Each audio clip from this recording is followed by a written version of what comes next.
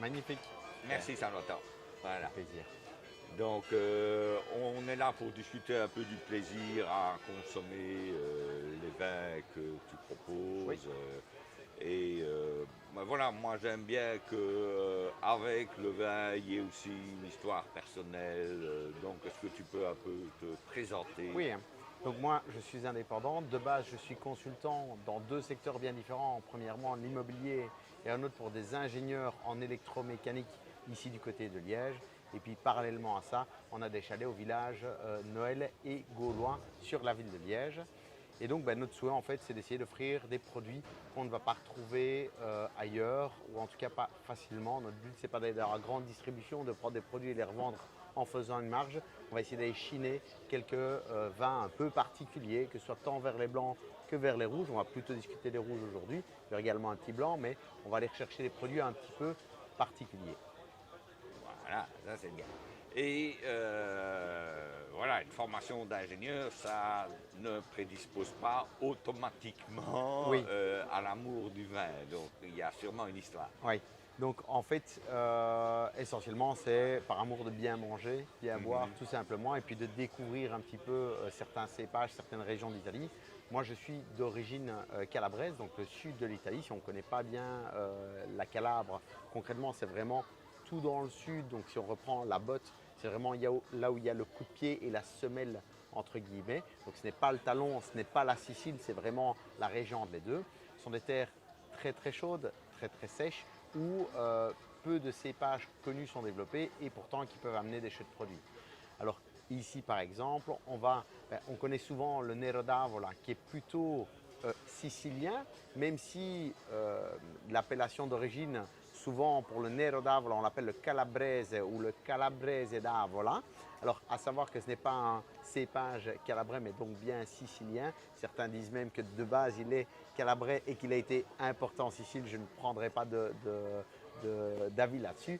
Néanmoins, toujours est-il que ici on va découvrir des cépages typiquement siciliens qui sont peu connus et particulièrement une maison qui s'appelle Casa Bruni, qui est développée par le fils maintenant, donc on est sur une deuxième génération qui est Mario Bruni, qui développe ses produits à base de cépages calabrais. Et ben voilà, une histoire très intéressante. On peut passer peut-être à la dégustation. Bien sûr, bien évidemment. Donc on va commencer ici par le Chiro. Alors la particularité en fait de ces vins finalement, c'est comme je te l'ai dit tout à l'heure, c'est qu'on est sur le sud de l'Italie. On va avoir des vins plutôt puissants, plutôt qui vont rester. Alors un Chiro ici qui va avoir plutôt quelques notes plus acides. Souvent quand on est dans les vins du sud, on va aller sur l'acidité. Ici ce n'est pas trop le cas, donc peut-être juste à retenir. Cette maison travaille très très bien. Ils ont, je pense de mémoire, 4 vins. Donc ils ont un premier qui est ici le Chiro, un deuxième que l'on va voir tout à l'heure qui est le Nobili, qui est un cépage Galliopo pour lequel je vais aller un peu plus dans le détail. Et puis alors il y a un troisième que je n'ai pas à ma carte et que je connais très peu. Et puis après il y a le Sanju qui est un petit peu le Graal chez eux, que je ne vends pas ici pour des questions de budget parce que ça n'aurait aucun sens de proposer ce type de produit dans des villages de Noël, dans des villages gaulois. Il faut rester également dans des produits qui ont un coûtant à l'achat mais également à la vente pour le consommateur qui soit cohérent avec l'événement. Et donc ici on est sur un Chiro, donc je t'invite peut-être à le goûter, à nous dire ce que tu en penses, mais toujours produit calabrais. Mais là, la puissance dans le nez est incontestable. Oui. Hein.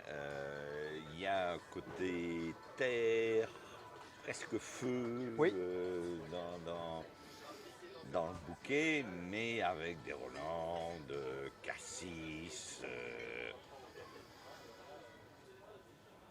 Ouais, dans les fruits, je crois qu'il n'y a que le cassis, il y a le Tyroler balsamique, Oui.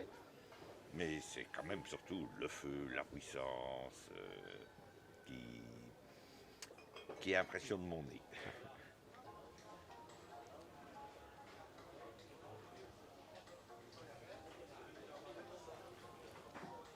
Alors, de façon assez contrastée, avec un nez très puissant, on a une première bouche sympathique. un peu demoiselle encore vierge. Oui, oui. Euh, Plus léger que ce qu'on ne peut penser quand on le sent. en Tout cas. à fait, tout à fait, tout à fait, tout à fait. Bon, rien à faire, toujours quelque chose qui déclenche des surprises. C'est bienvenu chez moi. Et donc là, on est dans une première bouche qui tire un peu fraise, qui tire un peu groseille.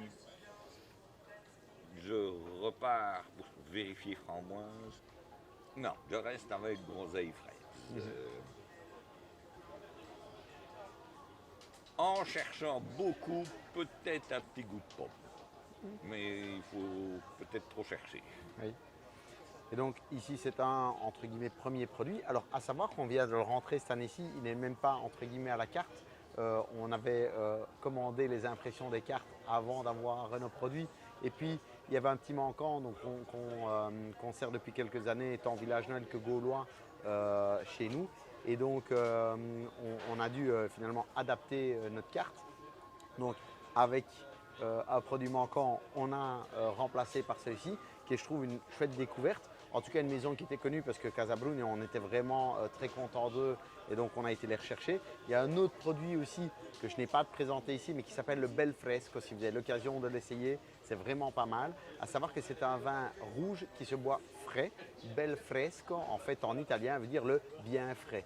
Et donc il est vraiment bien venu de passer ce vin rouge à la glace, entre guillemets, et de le tenir à une température plus basse. Alors c'est typiquement le genre de vin que je vais boire quand je suis en vacances. Tu es à la plage, il fait 35, 36, même des fois 40 degrés. Oui. Et quand tu manges, si tu prends un vin avec une température aussi haute en extérieur, ça n'ira pas un rouge, ça va devenir très acide, ne va pas passer. Hein. Et donc chez nous on dit tu bois un brodo. Et donc brodo c'est un petit peu une soupe, on va dire ça comme ça. Et donc tu vas être sur l'aigreur, etc. Le fait ce vin-là a été développé entre guillemets pour pouvoir se boire frais. J'étais relativement contre de base et finalement ça a été une super expérience. J'espère pouvoir le faire remonter jusque Liège pour pouvoir vous le faire découvrir dans les années à venir. Mais ici à court terme, c'est malheureusement pas possible. Ce sont des petites, maisons. Ce n'est pas connu, ce n'est pas des choses qu'on peut retrouver facilement dans les commerces. Et donc l'importation est des fois plus compliquée pour nous parce que bien évidemment c'est une question de volume et il faut qu'on puisse les faire monter jusqu'ici, quoi. J'ai aussi passé la barrière de la réticence par rapport au refroidissement du certains vin vins. rouge. Et je me suis rendu compte, en fait, que des vins avec des taux d'alcool de 13 degrés, tout ça, sont parfois puissants en alcool et on sent plus le reste. Oui. Et les refroidir diminue un peu le feu de l'alcool et révèle des saveurs qui étaient derrière ce feu de l'alcool et qu'on ne percevait pas.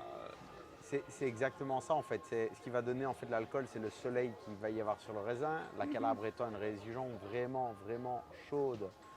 Et comme tu dis, hein, il y a carrément les terres qui brûlent et autres. Puis on va retrouver ce taux d'alcool qui est très élevé. C'est quand même typique des vins du sud de l'Italie, que ce soit Calabre, Sicile ou autre, hein, bien évidemment. Et donc on va avoir vraiment une prononciation très forte en alcool. Et c'est dû en fait au climat qu'on va retrouver dans ces terres-là, tout simplement.